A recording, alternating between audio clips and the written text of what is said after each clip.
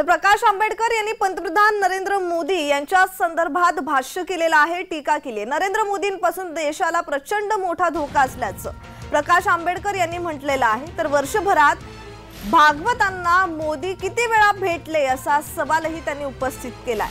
भागवत उत्तर देत नाहीत यातच सगळं आलं असं प्रकाश आंबेडकर यांनी म्हटलंय। प्रकाश आंबेडकर यांनी पंतप्रधान नरेंद्र मोदी यांच्यावर थेट आरोप केला।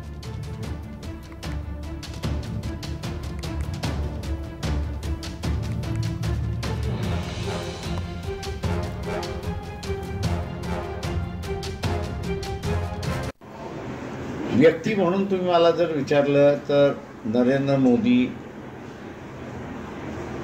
हे देशाला एक प्रचंड मोठा धोका आहे। भागवत आणि नरेंद्र मोदी या दोघांमध्ये वर्षभरामध्ये